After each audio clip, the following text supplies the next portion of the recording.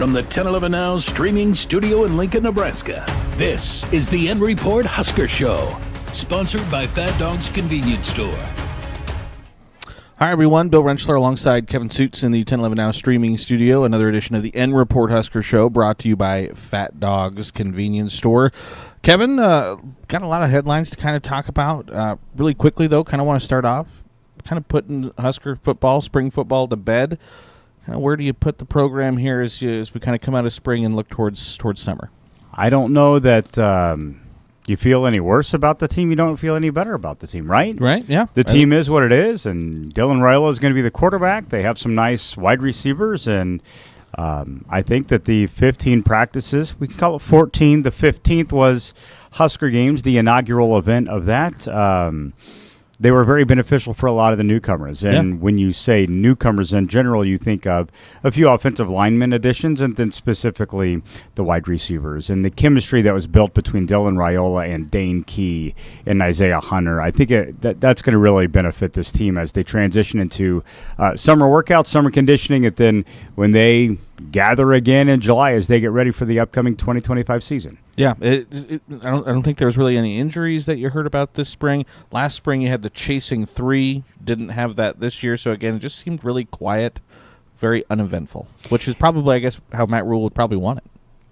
I don't know that I agree with it being quiet. I feel like there were good stories out of it, and part of that is because of some of the individuals that are new to the team that were able to meet with the media, and then some headlines were gathered that way. But, I mean, the headlines were not very newsworthy. So maybe that's what you were saying. It was quiet because it was low on the newsworthy count, but it was high on the cool story count. You know, getting to tell a story about Riley Van Poppel and growing up in a baseball household and then falling in love with football and his body size lends itself to being a defensive lineman. He's going to be an important piece up front defensively for Nebraska. And then Dane Key and Desan McCullough, and just hearing their stories and the recruitment and the transfer portal and landing at Nebraska. And then you just got an overwhelming sense that things in the locker room at Nebraska are really good right now. And I think a lot of that speaks to the maturity and growth of Dylan Raiola, because remember, a year ago at this point in time, he was just on campus. And Dylan may even admit this, and the coaches will definitely say this, that last spring, it didn't start the best for Dylan. But then that's kind of understandable. At the time, he's what?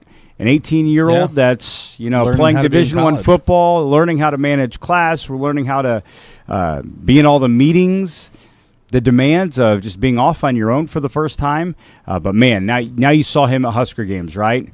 Shades on, hair flowing, having fun on the field, and the undisputed leader of the Nebraska football team. Yeah, it'll be exciting to see, again, August roll around for that game down in Arrowhead against Cincinnati. So kind of put football to bed for the spring. They'll do their summer workouts and stuff like that. But other sports going on. We don't want to talk about Husker Games? Well, I mean, you saw nationally a lot of the spring games across the country kind of duds this year, I'd say. And Husker Games looked like fun, but it kind of was just maybe, that was my opinion. You know what's crazy is there's a lot of fans I've talked to that went, and there was a good crowd. Yeah. I mean, probably exceeded my expectations. I think the crowd was anywhere around 6,000 to 10,000, land on the number 8, maybe right in between. And they hung in there for the 2+ hours of, let's be frank, goofiness, right? I mean, there was some football played, chicken eating, but even the football, they didn't even play the 4 quarters that they had planned on playing, and part of that is they just got really behind schedule. Yeah. And some of those fans wanted to get over to Hibner Stadium to watch Nebraska soccer play as a part of Husker Games, and then go to Nebraska volleyball as a part of Husker Games. So the football Team A versus Team B part of Husker Games was what it was. Spring football. It was spring football, and it was some of the players that are lower on the depth chart, and that was the intent there. But, yeah, as you mentioned, there's players pulling a tractor across Memorial Stadium. There's a wing-eating competition. There was a bench press liftoff. There's a fastest man competition, an agility thing. You did catch your punt, though, too. 1 for 1. There you go. I don't know how athletic it looked or how great it looked, but the ball didn't hit the turf. That's right. And that thing shot out of the jugs machine fast. Ball was in the air. It's like, oh, boy, here we go. It's the moment. It was impressive. I don't think I would have caught it. I think you could probably line up most of the people who are in the newsroom right now, and you might be the only one who would catch it. So there were 3, for people that are watching this that aren't aware, there were 3 media members that were asked to try to catch a punt during Husker games. Mitch Sherman of The Athletic, Sean Callahan of Husker Online, and myself. We all agreed to it. We had no idea, even the day leading up to it, what do we wear? Where do we go? When does it all happen? It's just kind of like, you've agreed to it. We're going to figure it out. Yeah. Maybe that's kind of Husker Games in general. Yeah. But they did have a script. We kind of knew it would be in between the third quarter and the fourth quarter. And about that time, a few of the media relations staff for Nebraska came and got us. We were all hanging out in one of the end zones. And even then, we didn't know were we going to be catching the ball near the 10, where we got to put our heels on the 10 and don't go back. I mean, that would have been pretty apropos, right? Yeah. If we let the ball land and it gets downed inside the 10. Yeah. But no, they took us out to the 50, and it came out of a jugs machine, and the ball went high. Yeah. It was pretty cool video. Sean Callahan missed his first attempt, but got to redeem himself, and then you and Mitch both caught your first attempt. But the miss, it was the first one. It was. There was no warm-up either. There wasn't really a warm-up, and plus you're still learning. The wind inside that stadium is no joke. I have a new appreciation for it, to be completely honest, because you look at the flag that day, it's blowing north. But when you're on the field and you feel like it's coming from, the south. It very bizarre. And we've heard kickers, specialist coaches talk about when they get inside the stadium, they like to walk around, and that's why the kicking and warm-ups are so important, because you get to learn how the ball moves a little bit. But yeah, the ball goes way up in the air, and the previous media challenge punt catches were right around the 50. So Mitch and I, we went after Sean. So we knew kind of around the 50. If you look where I caught the ball, I was on the 45 behind. So mine went a little bit deeper, and I had to retreat a little bit. And that was the one thing I did not want to have to do, is try to run backwards. It's easier to run forward and catch something. Running back, you can land on your keister. Yep. And I'm just trying to save my dignity and not shame my family here. Yep. And 10-11. But we caught the punt. It wasn't clean. There was a little bobble, but it didn't hit the turf. It did not. And that's the important part. And there's no 215-pound, very athletic Division I athlete running down the field looking to plant me to the ground. You would have thrown the fair catch? No, you run away. That's when you definitely run away. So you headed there then from Memorial Stadium. Again, they had the soccer match over at Hibner, but then DBK had her first match that night. What'd you make of that? It was, a 4-set sweep against... Well, it was a very festive atmosphere. It was sold out for a spring match. It's cool that it wasn't just red versus white, Nebraska versus Nebraska. They got an opponent to come play inside the Devaney Center in the spring. And Kansas was a pretty good opponent. They're going through a coaching transition right now as well. So my biggest takeaway was it felt like October, and that was really cool. The welcome home for Danny was pretty special, I think, for the entire program, the players to see that, and then also for Danny to feel all the love. And plus, she now has that kind of out of the way. So maybe when the first time it happens in August, it's already no more butterflies. We've already felt that a little bit.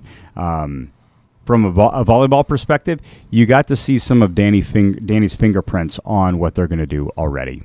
And for that to happen in the spring, I think it makes a lot of the fans very excited about what could potentially happen here in 2025. And we're not just talking about lining up and, playing volleyball and winning a lot of matches. It's the way in which they are going to do it.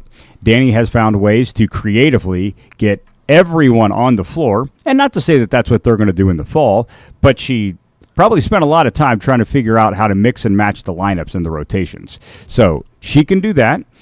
Harper Murray unveils a topspin jump serve, which was absolutely electric. That could be a new little wrinkle. Maybe Harper has had that the last couple of years, but it's Danny that's saying, go for it. Let's try it. We saw Andy Jackson come out of the back row, and if that's going to be a thing, holy smokes. She looked like an Olympian doing it, and haven't ever seen that before. And then they even ran a 2 to Harper Murray, where they took her off the pin and moved her a little bit toward the middle of the net, and there was no block, and she absolutely smashed the ball in front of the 10-foot line.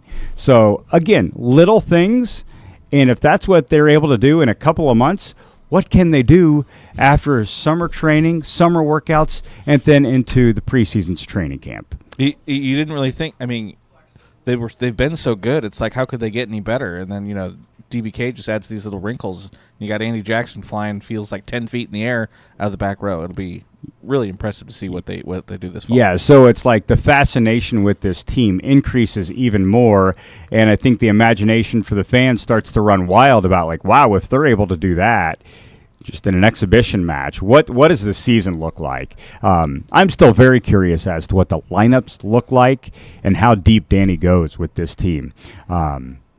Because if there is shared playing opportunities across that very talented roster, somebody might not play 6 rotations that maybe wants to play 6 rotations, keeping everybody happy. But it seems like everybody that's here, because the transfer portal is open right now in college volleyball, and we know as of this moment, nobody from Nebraska is entering the portal. That's pretty impressive. Go through a coaching change and not have a single person transfer out and actually bring a transfer in from Baylor there, plus all the new recruits. And the new recruits they're bringing in, it's not like they're they look good. Not like they're girls who are going to sit on the bench for a couple of years and get ready to play. They could play right now. Like Ryan Hunter has to play right now. Yeah. She is very good. And I hate to just single her out. I think every one of those freshmen, nobody looked out of place. Campbell Flynn set really well in the Ord match. And that's the other thing. We talk about Husker Games and the home match against Kansas. But the following week, this past week, they went out to Ord and played in front of a sellout crowd in Ord's high school gymnasium. And that's always a cool thing. And Danny Busboom Kelly says that's a tradition that's been going on at Nebraska for several years now, started by John Cook. She wants to continue doing it. Yeah, that'll be fun to see. So pivoting from football, volleyball, sports ongoing right now, baseball. Last time we talked, they were kind of like, maybe they'll make the Big Ten tournament, maybe they won't. Right now they're in if the season finished today, but they got 6 more games they got to go. They're hosting Michigan, final home series of the season today, Saturday, Sunday. So things haven't changed. Maybe they'll make the Big Ten tournament. Maybe they won't. Nebraska, they were on the out looking in last time. Now they're on the in trying to stay there. This is a massive series for Nebraska baseball. The Huskers are playing their final 3 home games of the season against the team that is placed ahead of them in the Big Ten Conference right now. Nebraska's trying to lock in one of these 12 spots for the Big Ten tournament. Following the Michigan series, Nebraska goes to Purdue. I say that this Michigan series is really important because this is a Wolverines team that's 31-17. On paper, they're pretty similar. Michigan, in fact, a little bit ahead of Nebraska. So the Huskers will be tested, not to mention Nebraska's changing up its pitching rotation a smidge here this weekend. For the Friday night game, it's not Will Walsh who started the Creighton game on Tuesday. Nebraska instead inserts Tucker Timmerman, a Beatrice native, in his sophomore season. Tucker is going to get his first start of the season, and it's going to come about 3 months after he took that ball to the face. He's recovered, he's healthy, and Tucker seems pretty jacked up to take the mound on Friday night. They'll need a little bit of the Babe Swanson to lock up the series there. Gabe Swanson, again, seems like May. Calendar turns to May, and he just kind of hits a new gear a little bit. Last year it was in the Big Ten tournament. This year, still hitting the cover off the ball. Yeah, he's been great over the past 3 weeks. There has been one moment that he wasn't able to capitalize on. That was the at-bat, the final at-bat of the loss to Creighton, where the tying run is at third base. And there was nobody better Nebraska wanted at the plate in that scenario. The Creighton closer just got him. He got back-to-back strikeouts, not just Gabe, but also Caden Brumbaugh in the at-bat before. So that's a Creighton pitcher that just, frankly, got it done in the biggest of moments. Yeah. So Nebraska transitions to this Michigan series. 2 of 3. If Nebraska wins the series at home, takes 2 of 3 against the Wolverines, that should move Nebraska up in the conference standings, and you might have a little bit of breathing room heading into the final series of the season, which is at Purdue. If Nebraska loses this series to the Wolverines at home, one, it just gives you a sour taste because it's a missed opportunity, but it puts a ton of pressure on Nebraska's upcoming trip to West Lafayette. And we've seen in years past, this last weekend of the year, sometimes a last game doesn't get played because of weather, travel restrictions. I think we saw that last year where one team didn't make it because they didn't. And it's Purdue. Yeah. Purdue has, historically, there has been an instance in which Purdue dumped a game. Yep. And it kind of affected the whole thing. Yep. And so Nebraska 11-13 in conference. They're 2 games behind Penn State, 13-14. They're 1 game ahead of Michigan State and Northwestern, and then Purdue's right there behind them, 2 games behind at 9-15. So they're all kind of clustered there. Yeah. And again, you got 6 games left. There's a lot of room for movement. And it's been that way for the past month. As jumbled as that's been in that 9 to 14 range in the conference. Again, 12 is the magic number. Those same teams, there's been a little bit of movement, but the movement hasn't been substantial. Nobody has launched from, let's say, 10th place and gone all the way up to 6th and been firmly in. Everybody's just kind of mixing and matching. So that's basically telling you that there's been a lot of Big Ten series that have been 2-1, 1-2, and not a whole lot of sweeps.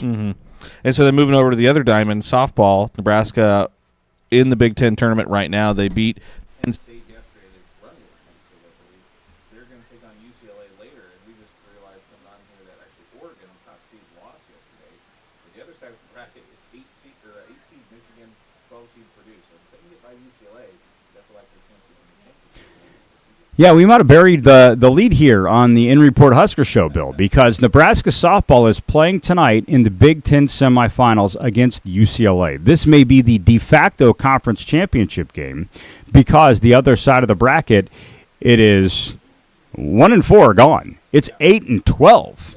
And not to say that those teams couldn't win the conference tournament. They could, but the best remaining teams are Nebraska and UCLA. These are two teams that tied for second in the league standings during the regular season. They have played once before, but don't look at that. Nebraska got run ruled. It was back in February. Again, so much has changed with this Nebraska team since February. Not to mention, and this is the biggest point I want to make, when Nebraska lost to UCLA early in the season, Jordy Ball did not pitch. She is the best pitcher in the Big Ten. Perhaps advantage Nebraska because they are sending to the circle one of the best pitchers not only in the conference but in the nation. And I'm thinking UCLA might have a little bit of a, oh boy, we got to bring it today, spirit about them. I mean, for Rhonda Revelle to be able to trot out Jordy Ball, hey, yeah, she's one of the best pitchers in the country, 23-5, a 1.46 ERA. Hey, also, she's hit 19 home runs this year, and they're hitting almost 500. Just to be able to do it from the pitcher's circle and from the batter's box, that's impressive. This is unbelievable stuff. I mean, Chase Madison, our coworker, even, I think it was tongue-in-cheek. Maybe he's really Shohei Ohtani-esque. That's what's happening with Jordy Ball. Everybody knew she's an elite pitcher, and she has been so good this season. But it's the offensive numbers. She's on pace to break the school record for batting average in a single season. Entering tonight's semifinal, she's hitting .467 with 19 home runs. Holy cow, I can't do math on the fly here, Bill, but she has 19 home runs, 16 doubles, and 2 triples. The extra base hits total is ridiculous, 59 RBI. So, I mean, we could sit here and talk about stats for a long time, but overall, Jordy Ball leads the Big Ten in pitching ERA and is the best pitcher in the conference. She's third in the Big Ten in batting average, and then her home run total of 19 ranks fifth. She has 71 hits, and 19 of them are home runs. 27% of her hits are home runs. Oh, my goodness. 27% of Jordy Ball's base hits this season are home runs. How many hits does she have on the year? 71 hits. We're going to do some math here on the fly. We're probably discouraged to try to have our brains turn in a way that we know it's not capable of turning. So she has 19 home runs. 19 home runs, and then she has 18 doubles and triples. 18 doubles, 16 doubles, 2 triples, right? So she has 37 extra base hits. Correct. Over 50% of her hits, Bill, are extra base hits. 52% of Jordy Ball's base hits this season are for extra bases. And as I'm looking at the advanced stats here, I believe she's also grounded into 0 double plays and only has 11 strikeouts to 19 walks. It's pretty good. That is, yeah. I mean, that's a superstar. That is a superstar, and Nebraska has benefited. Okay, so they're playing in the conference semifinals, and we have highlighted the importance of the upcoming game. I'll take it a step further. With the bottom side of the Big Ten tournament bracket looking the way it does right now, and the opportunity that exists for Nebraska to win the Big Ten softball tournament, there is potential for Nebraska, should they win the conference tournament, to host an NCAA regional. I remember we talked about that last time we talked. We were kind of maybe iffy on it, but yeah, if you can win the championship, and do you think the NCAA almost like kind of factors in the Jordy Ball effect? Like they had it sold out. I think it was the first time ever they sold out. That's what I think they would factor. Bullen Stadium there. They should factor. Maybe the NCAA doesn't because there are some puzzling decisions that are made within that organization. But did you see how many fans showed up last weekend? It's like 6,000 or something, wasn't it? Oh, it was over 8,000. 8,000? In total for the weekend. It was over 8,000 fans. One of the games had over 3,000 fans. It was a Bullen Stadium record. There's money to be made if you have Nebraska host an NCAA regional. That should not be the basis in which a decision is made, but it has to be a factor. I felt going into the Big Ten tournament, that Nebraska probably wasn't going to host an NCAA regional. The only opportunity in which they could be considered was should they win the conference tournament. And now you arrive on semifinal Friday at the Big Ten tourney and you say, wow, this is legitimate. And with the momentum behind Nebraska, with Jordy Ball, with attendance, and with so much to be gained with Nebraska hosting regional, I'm starting to warm to the idea that there could be more softball played at Bullen Stadium. That would be fun to see. They've hosted a regional before, but it's been a few years. It's been quite a while. Okay. So, and then obviously on the other side there, baseball, they're going to have to get into the Big Ten tournament and win the Big Ten tournament if they probably want to play in the postseason. Yeah. Yeah.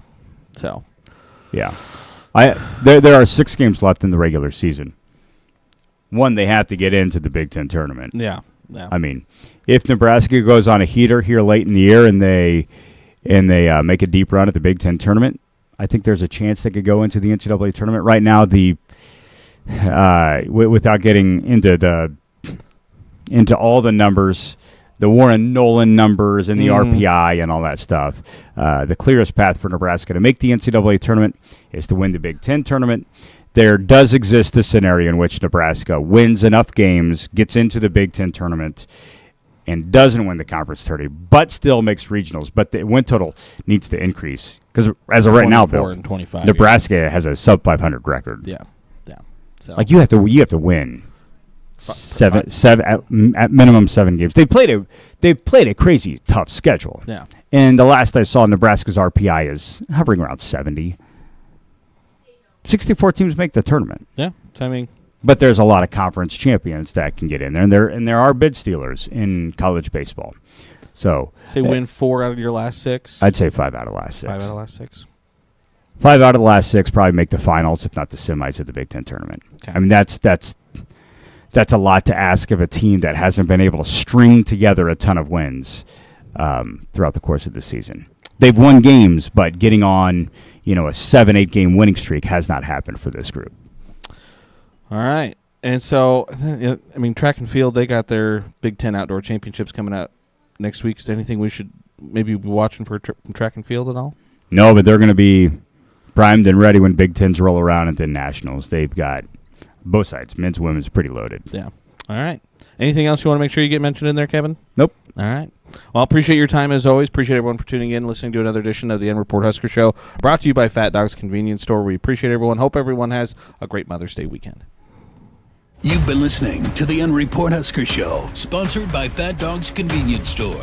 Watch, listen, and stream on the 1011 Now app, on YouTube, or wherever you get your podcasts.